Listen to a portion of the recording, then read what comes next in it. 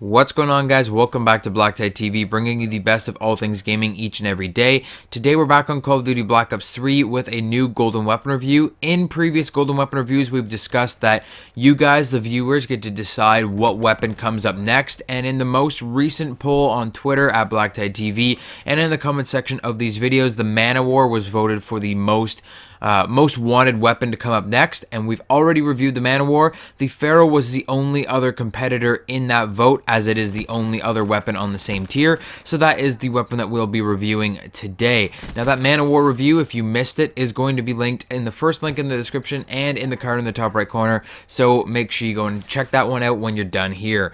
I'll remind you that the next Golden Weapon Review poll has been posted on my Twitter page at BlackTideTV. Once again, you can find that link in the description below as well. And you can head over there as well as down into the comment section of this video to vote on what weapon you'd like to see next between the Razorback and the Shiva.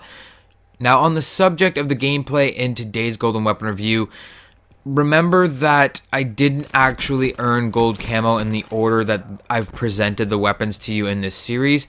I actually went through weapon class by weapon class, so I kind of fell into a rut with certain weapons, playing the same game modes and playing the same way with the same weapons over and over and over again. So for example, the SMGs, I used to play a lot of ground war. I played a ton of ground war, domination, and other kind of game modes like that, and I just kind of got bored of playing the same game modes over and over and over again. Yeah, ground war is awesome. Yeah, domination's really cool and you can go off and I would get lots of massive kill numbers and streaks, but that's all fine and dandy, but it still can get pretty boring when you're doing the same thing every single day.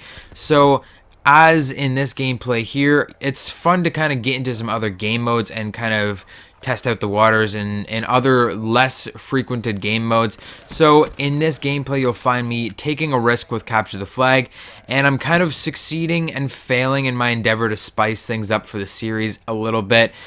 I played extremely well. I captured like 3 flags and I earned a couple hater score streaks, but the enemy team took it pretty hard and they kind of all backed out except for one guy by the end of the game. So it's going to get a little bit slower towards the end of the gameplay.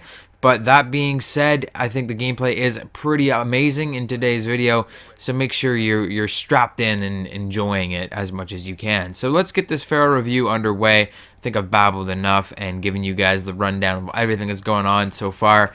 So the Pharo is a high damage 4-round auto burst SMG. It is one of a kind in Call of Duty Black Ops 3.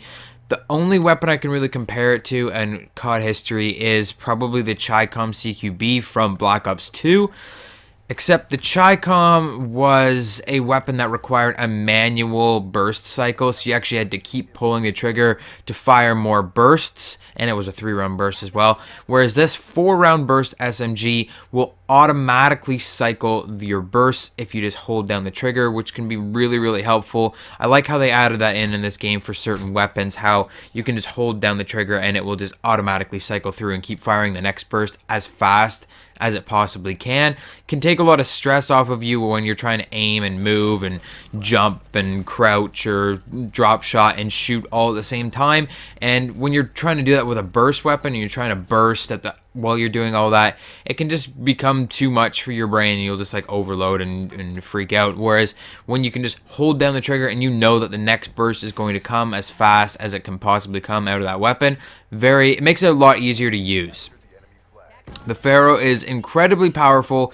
It's able to drop an enemy in a single burst in the right circumstances, and it seldom takes more than 2 or 3 bursts to earn a kill, even for the most inaccurate players out there. For more exact measurements, I'd say that this weapon could kill in like 4 to 6 bullets.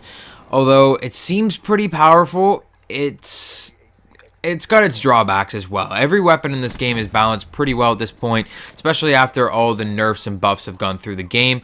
This weapon has some fairly significant drawbacks. So it's got a very high cyclic fire rate, which is good, but it makes the magazine and reserve ammo drop really fast, meaning you're going to run out of bullets with this weapon a lot faster than you will with any other weapons in the game, except maybe like the Vesper, just because that thing fires like at an ungodly fire rate. But this weapon is going to run out of ammo very, very, very quickly. So you got to remember that when you're pulling the trigger, you're wasting 4 bullets, not just 1. So you got to make every single shot count. The reload is slow and extremely tedious for a weapon that empties its magazines so quickly. So fast mags is almost a must at this point, or when you're using this weapon, just because the thing fires it fires so fast, and you run out of ammo really, really quickly, and then it's got a really slow fire rate or a really slow reload rate unless you're running fast mags. Accuracy is kind of a non-issue as long as you're inside the effective range of the Pharo, but anything beyond that is like trying to hit the side of a barn when the barn is behind you and you're shooting forwards. You cannot hit people at longer ranges with this weapon at all. It's an SMG, it's not made for longer ranges. Maybe in hardcore you'll luck out and get a couple shots on your enemies, but in core, I would just say switch to another weapon, or just don't shoot at enemies at longer ranges. Get in close before you attack them with this weapon. So all of that is great to hear, but how should you actually be using this SMG? The Pharo is one of the best SMGs in the game if you're using it correctly. As long as you're doing the job of an SMG user and you're rushing, you're bottlenecking the enemy spawns and objective points, and you're fighting the enemies face to face in close quarters combat, the Pharo is going to suit you well. It might take a little bit of time to get used to that burst rate and how to really control those bursts so you're not wasting as much ammo. But once you get used to that, the Pharo will treat you really well.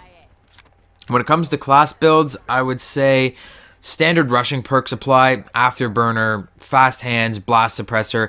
I also like to use dead silence in case I find myself suddenly behind enemy lines and I want to be a little bit more quiet. Scavenger would also be a really great idea for this weapon because we've already talked about how fast this thing will run out of ammo. Equipment and secondaries are totally up to you, but I prefer to run the Pharo solo, loaded with attachments and perks. A couple of great specialist ideas would be specialists that will help you in like really close quarters crowd control situations. So stuff like kinetic armor, heat wave, things that'll save you in close quarter situations are going to be better for you for specialists. Now let's talk attachments. The Pharo is already good at what it does, so attachments are nearly entirely up to you. I would recommend the fast mags attachment over anything though. Like I said, that slow reload speed will have you caught with your pants down more than you'll care to admit. Just run the fast mags and thank me later. On top of that, the Pharo Minimalist, which is the golden variant that you're seeing in this gameplay, is using the grip and the quick draw. These are just some of the simplest attachments, but you can really go wild with this gun. Anything but a suppressor is a good choice for an attachment for the Pharo. So just go with whatever you feel is going to be the best, and you'll have a good time using this weapon.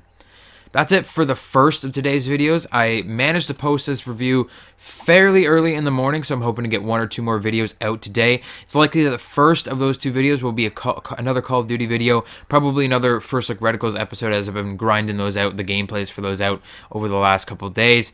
The next video, the second video, if I do make a third, or I guess it would be the third video of the day, would probably be a bonus video. We might get back into Elder Scrolls Online, or we might do something different. So make sure you're staying tuned for that. I'll let you know on my Twitter page at BlackTideTV what the plans are as we go throughout the day. And while you're over there on my Twitter page, make sure you vote on the next Golden Weapon review. Drop down into the comment section and vote in there as well. What do you want to see next, the Razorback or the Shiva? Let me know. And hit the like button if you enjoyed the video. Subscribe if you're new to the channel. And have a good one. I'll see you guys on the next videos that are coming out today.